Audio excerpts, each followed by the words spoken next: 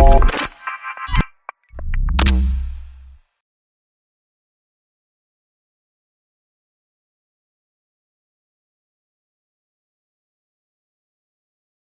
name is Nick Graf.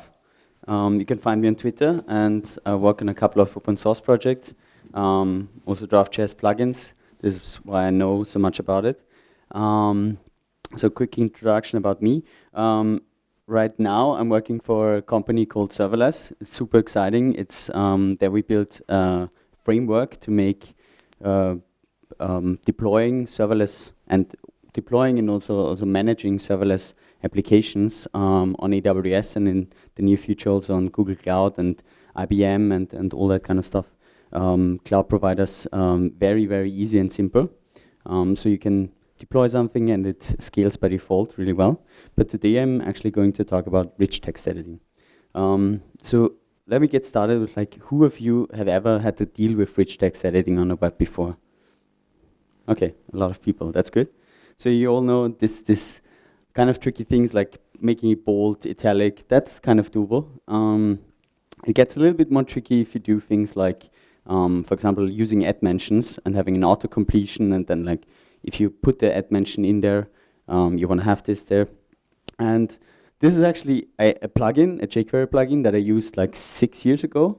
And what it did is, when I did the auto-completion for an add mention, it created an overlay over the text area, because in a text area you can style things, but sometimes you want to have, when you have an add mention, you want to have this background of this add mention.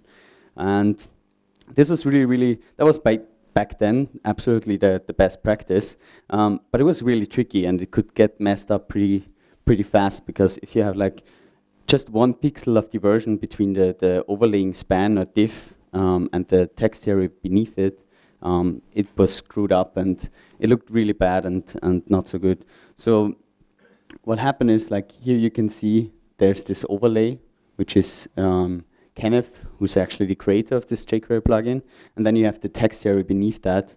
And if you type in, you were listening to this text area, and whenever you type an add, you did the auto-completion, and then you basically had a data structure that was resembling all that kind of stuff. So that was in the past. And when I discovered this, like how it works, I figured, like, why can't we just edit HTML? And then I figured out we can, because there's this neat attribute, contenteditable, and if you set it to true, a user can go into the browser, and if you set it on true on this div, the user can edit everything in there. You can type an enter, and it will actually create a new line, and it will change the actual HTML. Who of you have ever seen this and used this, maybe? Okay, cool. Let me quickly dig into, like, how it works. So let me demonstrate it. So because it's editable true, you can do a couple of new lines. You can change the text and structure. You can see it in Chrome. This is, like, I think 3 weeks old when I recorded this. It created a couple of divs. Not my favorite structure, but that's so far so good. Why don't we use this? Because if you go into Firefox and you do exactly the same thing, it will create a different structure. And that's not really what I want. And especially a structure I don't want to, for example, the line break at the end with the mods, type mods, like, I don't really want this. And in fact, like, Medium, for example, is often seen as like the gold standard today of the editor. And Nick Santos, he actually wrote a whole blog post doing a mathematical proof why contenteditable is terrible. And yeah, that's the state where we were until recently.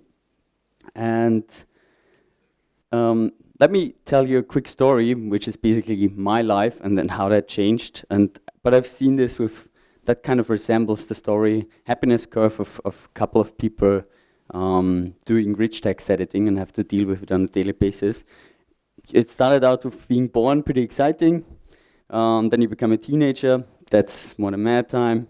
Your first kiss, pretty awesome. Afterwards, your first breakup, you think, like, why me? Life sucks. And after that, Draft.js was released, and that really made my life better. So what is Draft.js?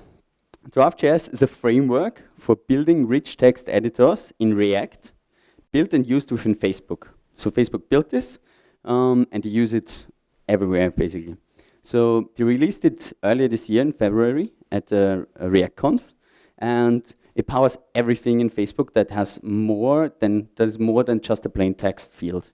So if you see comments, notes, status updates, every time you do something there, it's actually Draft.js under the hood. So let me demonstrate this. In here, if I do an auto-completion, and see the list of like the auto-completed friends, it's HTML that is changing. There's no text area under the hood that it's where I type this in. This is just plain HTML that I'm changing right away. And you can always identify Draft.js by these weird offset keys. So every span, every HTML structure has this offset key, because this is important for Draft.js to actually identify the structure and figure out what's going on. And there's, who of you knows about Facebook Notes? Okay, not that many people. It's a pretty hidden feature. You can write blog posts in Facebook, and they have pretty cool features, rich text editing features. You can make headlines, you can add images, you can embed all sorts of stuff, and you can modify and manipulate it to your likings. And the cool thing is, this is again Draft.js. So like they released this core that allowed them to build these cool features.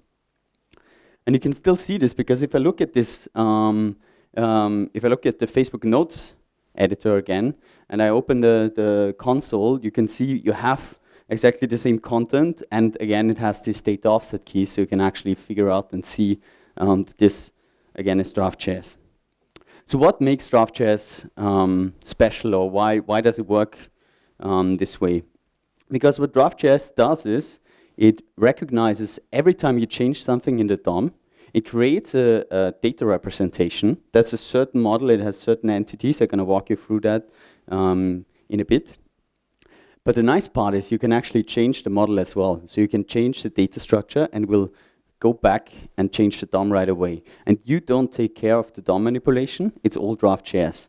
And that's really, really neat, because you never have to deal with like browser fiddling and content editable. Draft.js fixes content editable for you, gives you a nice structure, and you can work with this structure. And as soon as you understand this, you have all the power of content editable with sane ways and fixed cross-browser. And that's pretty amazing. Next part is it's immutable. So like the whole content state, every time you do a change, you actually get a complete new structure. At first I was like, oh my God, I really don't want this, because I might put a lot of stuff into my editor. But in reality, it's Immutable.js, which is used under the hood, use a technique called DAG trees, which means like every time you do a change, it will only do this change to the data structure, but reference the old stuff, and only the new stuff, only the new entry. If you have a list, for example, only the new entry is additional memory that you need, except for the references to the old data structure. And that's pretty cool, because you can even keep a history, and that's how we do undo and redo. You can keep a history of the complete state all the time, and it creates very, very little overhead, and it's super performant. And last but not least, it's immutable data structures. Lovely. And last but not least, because you don't want to deal with immutable data structures when sending something to the server, it allows you to, so Draft.js has built-in functionality to take the whole editor state and move this editor state into a raw format, which is just JSON. And then you can use this JSON and put it into a database. Let me explain you, and you can take this JSON, and you can also restore your whole immutable constructed editor state based on this JSON format. So why is this important at all? Because I could simply do HTML and change HTML and send it to the server. But the problem is, and for example, this is I also 3 weeks ago, I wrote a blog post on WordPress. And by no means, I don't want to bash WordPress, because WordPress is a fantastic product, and I use it almost on a not daily basis, but I use it a lot, and it's really, really good. But they do one thing that really gives me goosebumps. And that's, whenever you change something in WordPress, and you and you save the content, it sends it to the server, and it sends the plain HTML. And that's horrible, if you ask me, because the problem with this is, like, what if I change the HTML directly, which I can do in WordPress, because I have the HTML tab, and I try to inject code? Obviously, they're good enough, and they sanitize this stuff. So what you get out is they just remove the script tags. There's one problem with this. First of all, like, this sanitization is really, really hard to do and really, really hard to get right. So first of all, my recommendation is never do this by yourself. Like, always figure out the best library and people who really care about security to do that for you if you have to do this. But in general, like, don't do it at all. Just use something else that generates a data structure, because with a data structure, it's way, way easier to work. So WordPress does this, but we can do better. That's the cool part. There's also one more thing I wanna highlight, and that's, for example, in this image, if you set an image if you give it some kind of properties, what WordPress does is it has certain attributes, certain image attribute, like HTML attributes on the image tag, and this defines like how this image is presented. And this is, again, like, this is kind of implicit data as attributes, and like parsing this when you have it on your backend is really hard. In addition to that, like, I think they will have a very, very hard time ever to move away from this in the future, because if they, I mean, if someone else, for example, writes a blog post about how WordPress works, and that person uses size full or WP image 1 in this blog post, like, the parsing or the migration of the database is really hard, because you have to really figure out, like, what is an image or what is text inside the blog post and all that kind of stuff. And it's not a same data structure to have it as attributes there. Migration gets really tricky. All right. So that's why that's the general theme, like, why we want to have data structures rather than actually working with real DOM and sending that to the database. In addition to that, if you have a data structure, and for example, there's like, if you have add mentions, like, getting the add mentions out of a data structure, that's way more easy, like, because you can go into, like, give me all the entities, what is add mentions, okay, in this blog post, 3 people have been mentioned, easy to parse. You can send a notification to these 3 people via email. That's nice. If you have to pass your HTML every time the blog post is saved, that's, again, trickier. All right, so how to use Draft.js? Because my goal here is to actually, that you have like, Draft.js is not simple, unfortunately. So my goal is to make it, to explain you the internal structure and show you a couple of ways how to manipulate content. So that you can go and next time you want to start doing rich text editing, it shouldn't take you more than like 50 minutes to get up and running and have some good output there. So how to use it? As I said, it only works with React. Theoretically, the core is independent, but nobody ever yet tried to disconnect the core and use another framework for it. First of all, like, who of you has used React? Okay, awesome. Then, who of you knows what are controlled form components? Okay, couple. So, let me explain that. In React, you have when you have an input, you can say default value, which means like the value will be passed to the input, but it's disconnected. So whenever you can change the input, but it's not depending on the value. If default value changes in your model, it will actually not change in the input because there's this disconnection. It just sets default, but then it's not differentiating. With value, the difference is there's like, even if you type into the input, it will not change the actual value because the value is dependent on what the value is. So value uses, the concept of value is a controlled component, and default value is an uncontrolled component. Draft.js, you can build your own editor, and you can simply use it like a controlled component. So what does it mean? We simply import the editor and also editor state to construct the editor state. And then we have our component, which is like my editor. And I need to have some the editor state basically, and pass it to the editor component. So what I can do is in state, I can use set state for this. It's like, or in this case, I use a modern technique with an instance property. I can instantiate the editor state by using the editor state dot create empty. But you also can construct the editor state, as mentioned before, like use it from an existing JSON representation, which I'll show you in a bit. Then we render the editor, and we pass the editor state to the editor. And what we do next is we also bind an onChange. So every time the user, for example, adds a character in this editor, what will happen is it will propagate onChange. OnChange will actually trigger, OnChange will get the new editor state that has been passed and understood from the DOM. And then it will, with set state, I can set my editor state, and there the concept of control component comes in again, because the editor state will then trickle down again to the editor, and then the actual representation will happen. And that thing, like that cycle, like is also like in the first time I saw this, I felt like that can never be fast enough, that it's a good enough experience, but it is. It works like instant, really good. All right, so that's how we get. That's how we have a first editor, Draft.js editor. What does this give us? Unfortunately, not really much. It's just a plain text area field.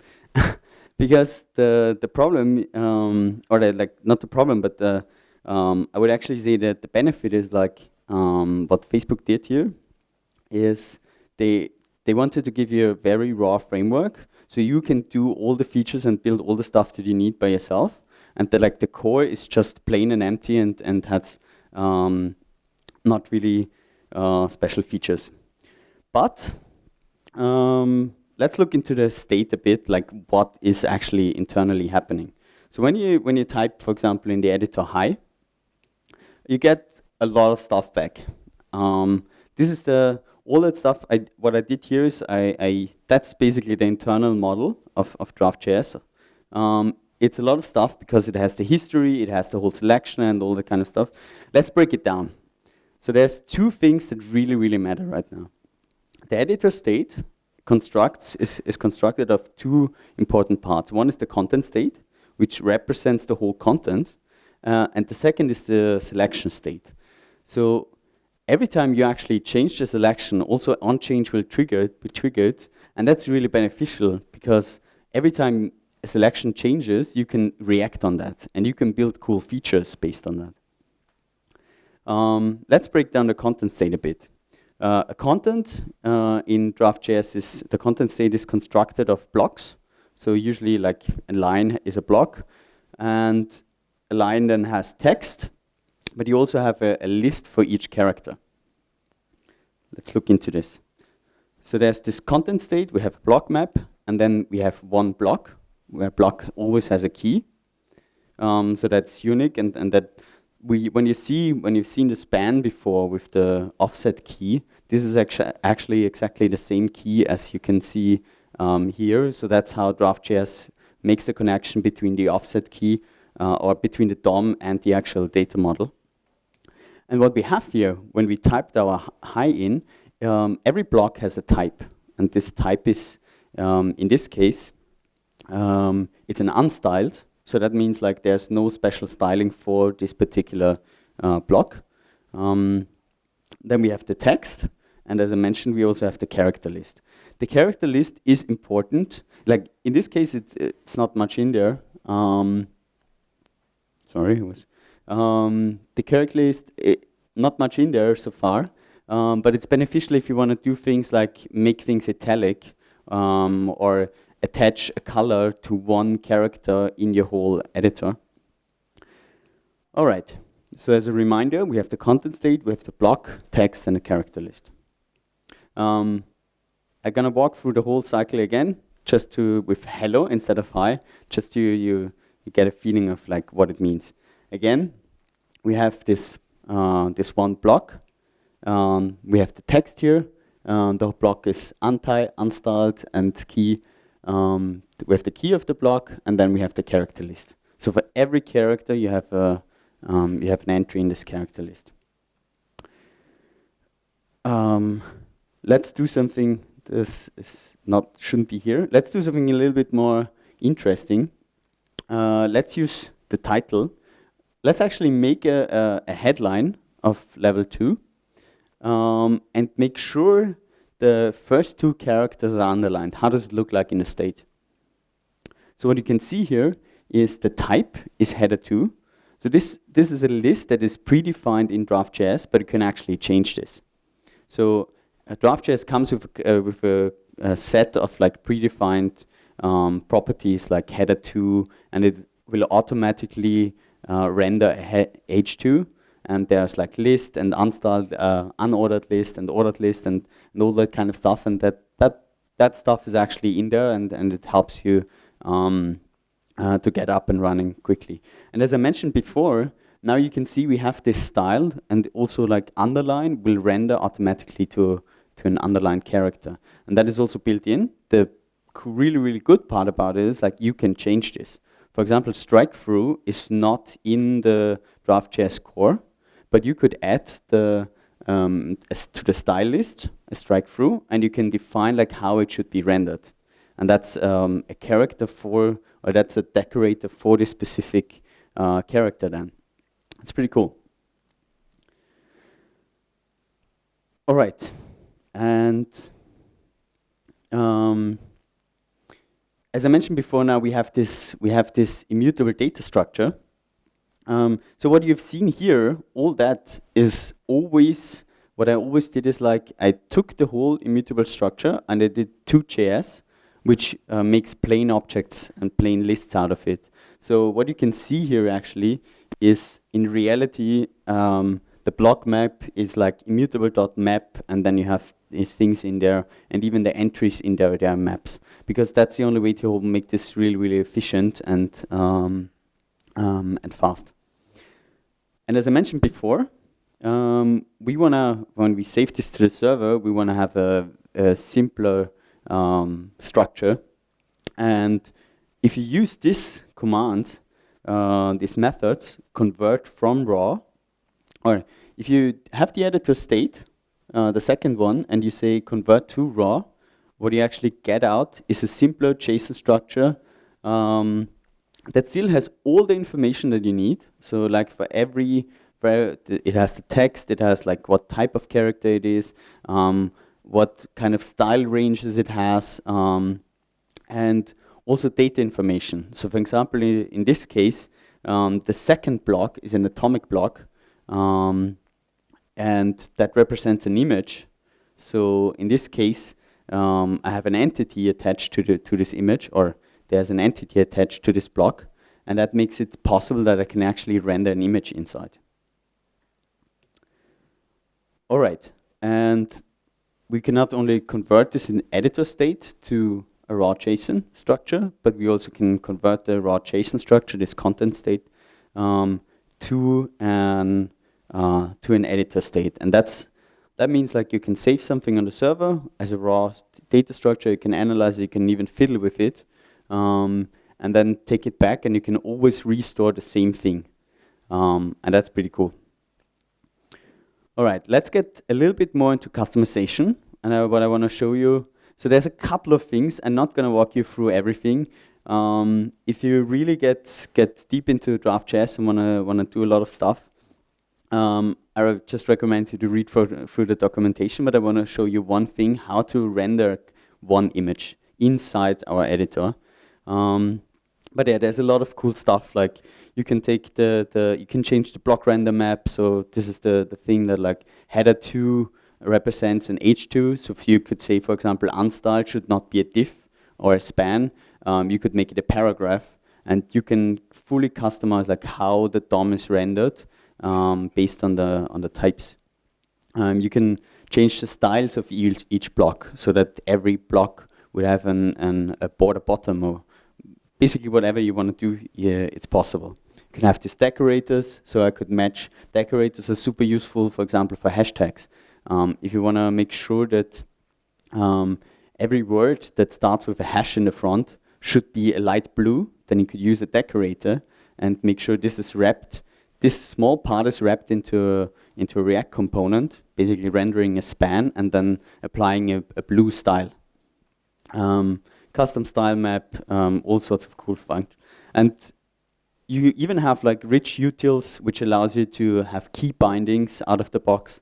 And with these key bindings, so make something bold, make something italic. There's a lot of good stuff in the core that is not on by default, but you can activate it with like 1 or 2 functions. All right, let me demonstrate you how to render an image. So in this case, we want to render a unicorn. So we have a bit of a text and then an image. So if you remember before when we had this editor state, or our my editor, our own editor component, what you want to extend now is like apply a custom block render function. Because with a custom block render function, what we can do is we can intercept. It will, like, for every block that is rendered, so for every text block, every other block, it will run through this function once. And what you can do with this then is that you can intercept and figure out like if this block is an atomic block, and if this block is this entity, or if this block has an entity attached which is of type sticker, I actually want to render a sticker component. And this is pretty cool because I could extend this and render, if it's of type video, I render a video. But the benefit is like you always control what is rendered, and so a user cannot add for an audio file if you don't allow it. So you have full control, and you basically have full control of like what your user can do in your editor. And then we would simply render the sticker component, and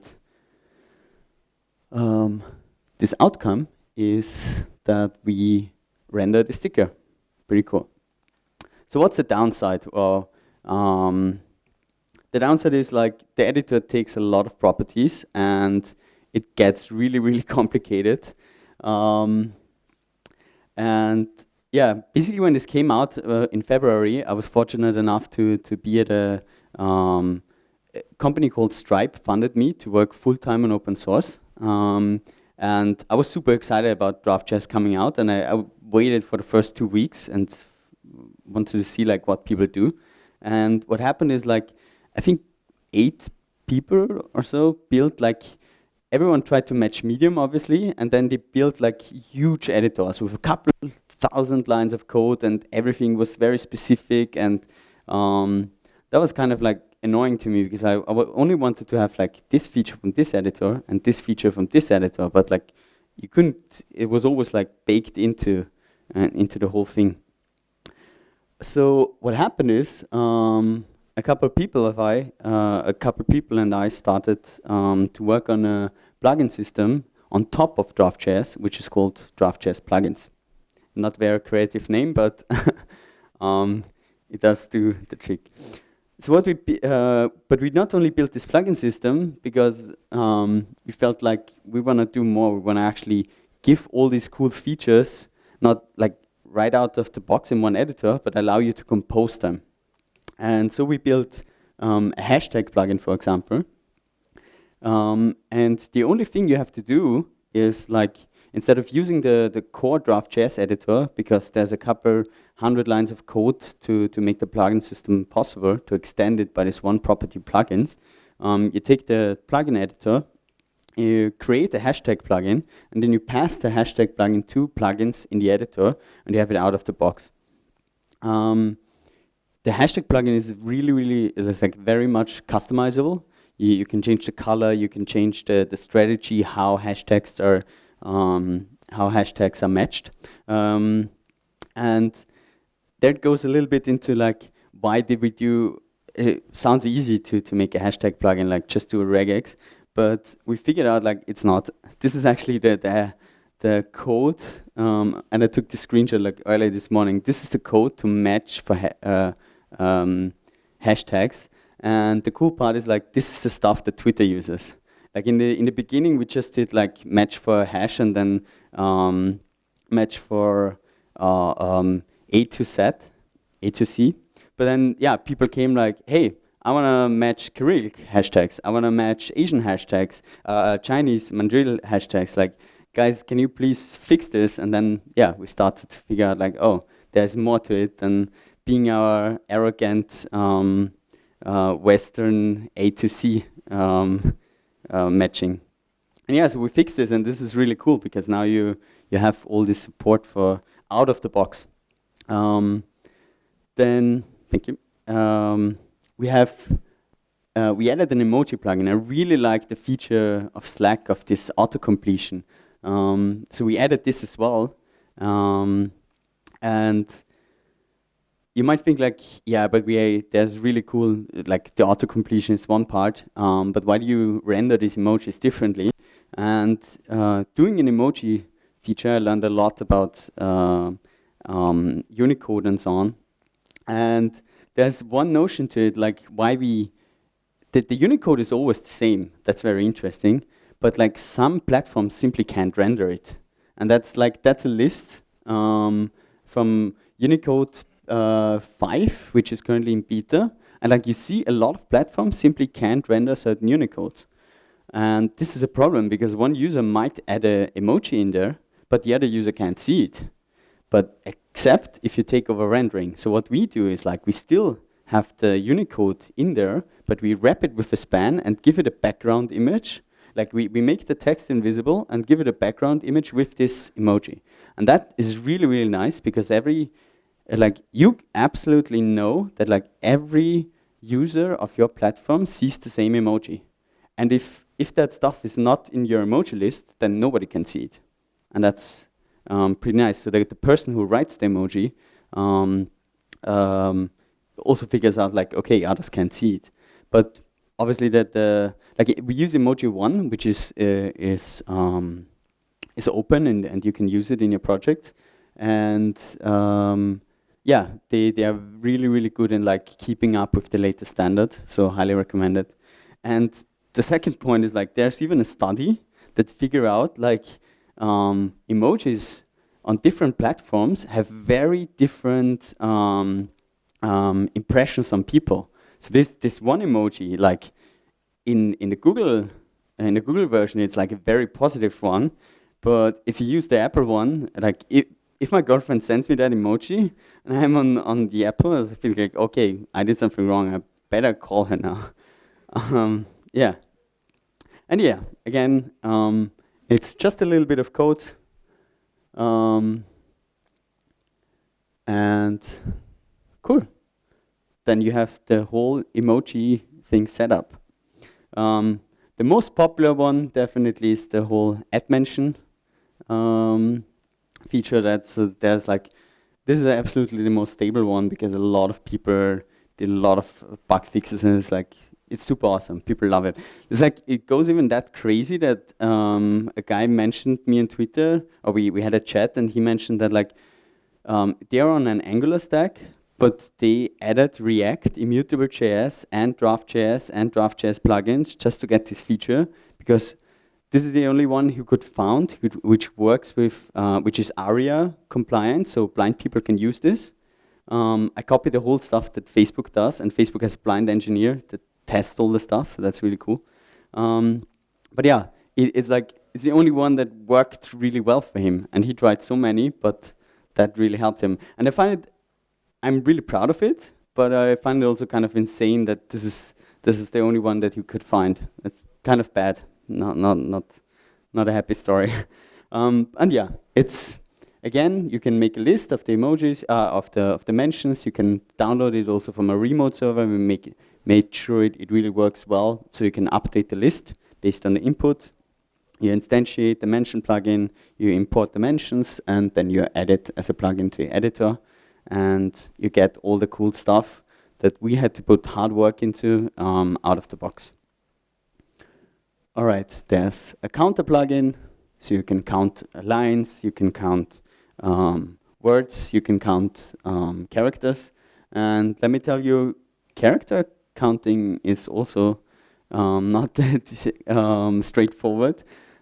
I figured this out after a while. So Unicode, if you have a string, and this is just making strings and then getting the length, and yeah, it's not always the same, and it gets. In fact, like the last one, if you put it into the console and paste it there, it will render 4 different emojis because it's that long, and it will interpret it as it's just like insane what rendering of Unicode. Different notions of rendering happens. There's a linkify plugin, so you can type a link and it will automatically convert it to a link. That's pretty cool.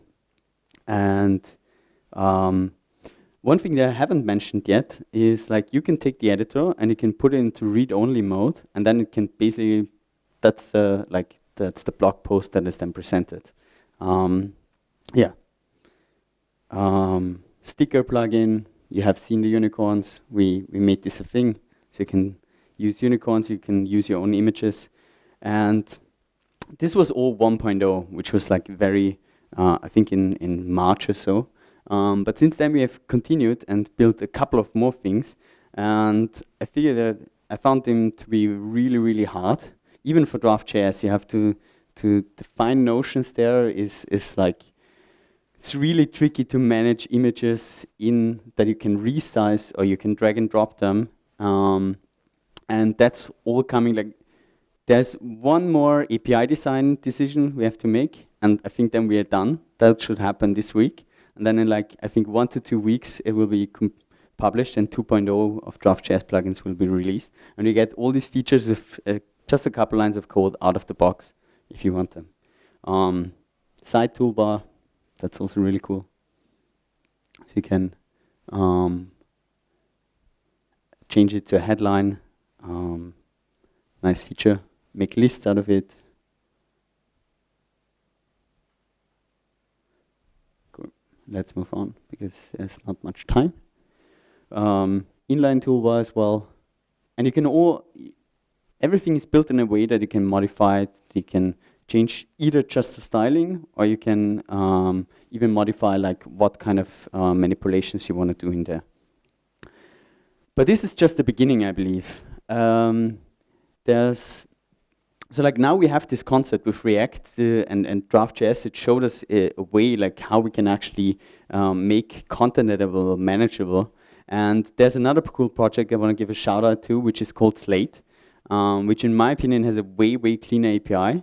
I haven't tried it that much yet, and I heard from a couple of people it still has performance issues, and it's still, Ironstorm Taylor is still working on the core, but it has a nice API and has a couple more things built in, and I think it's just the beginning. Like for me, this is really exciting time because I believe like in a few years, like rich text editing on the web will be a no-brainer, and you can have all these amazing things, and we have competition, and it really moves the whole space forward.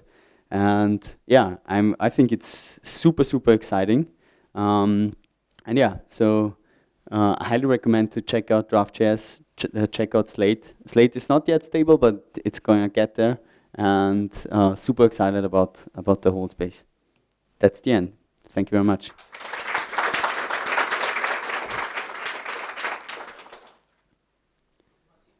У нас есть 10 минут на вопросы.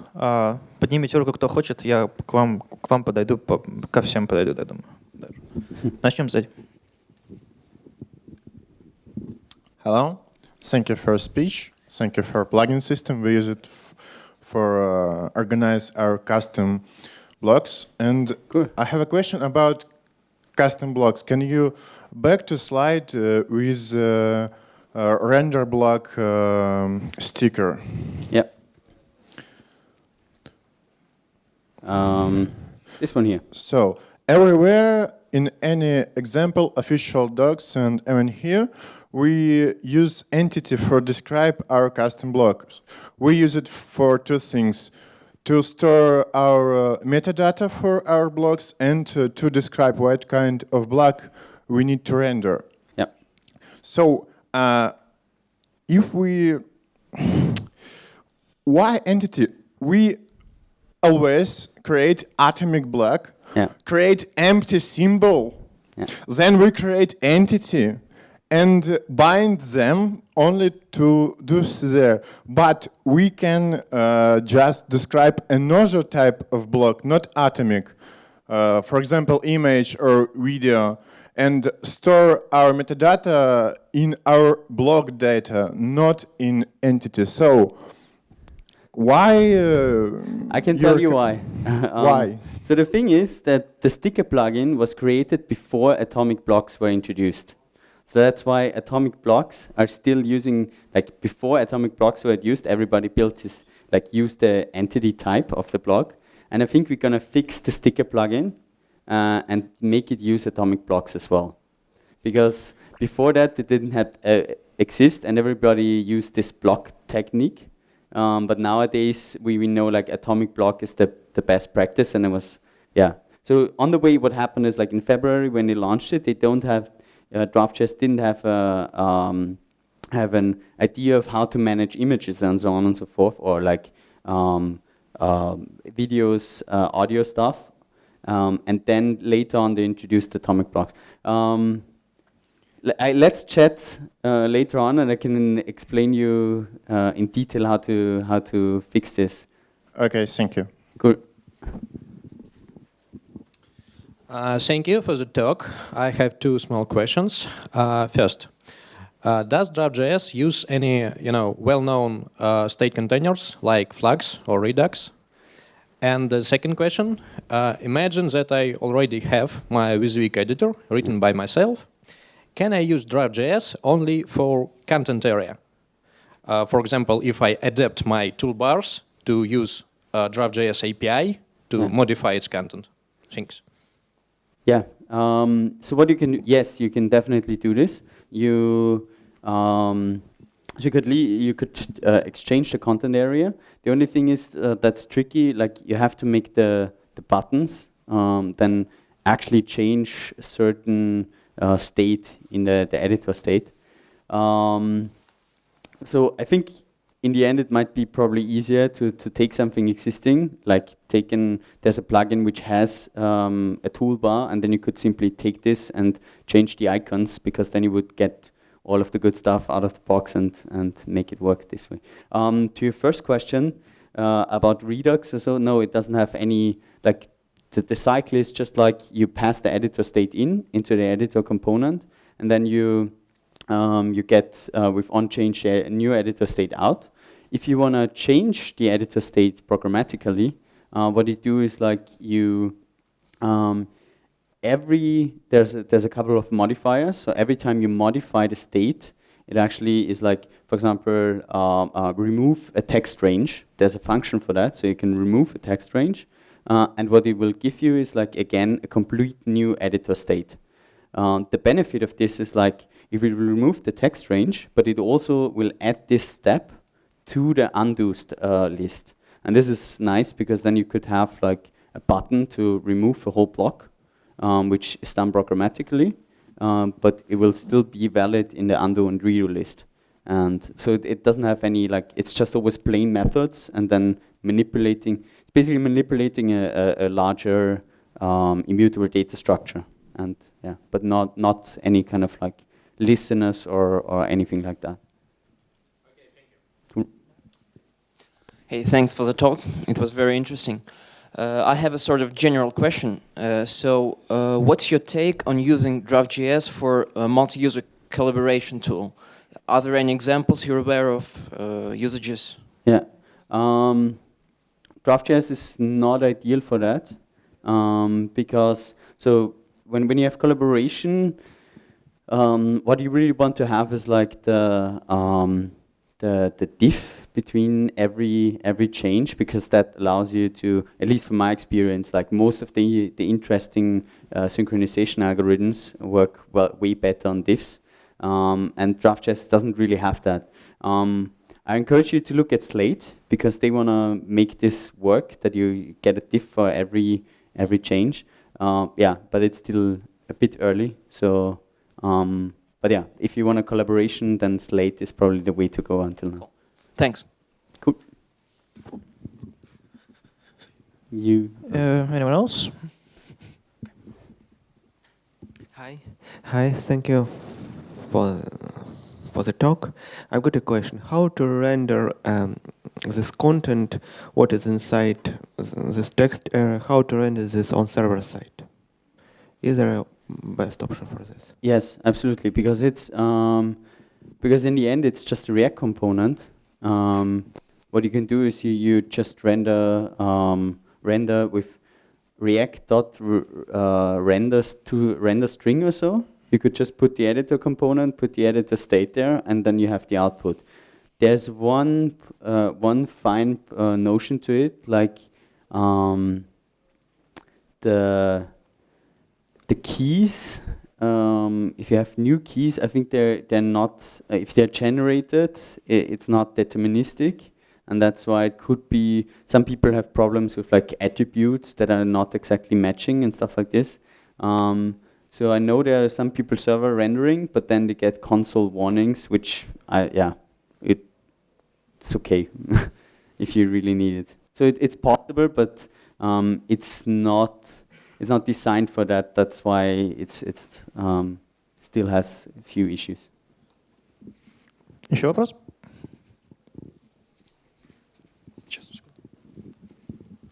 Thanks for the talk. Thank you.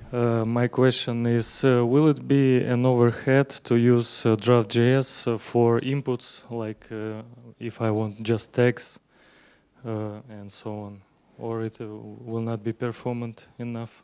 I think it will be. It depends. I mean, it certainly comes with an overhead. You have a certain minimum memory overhead for every input. Then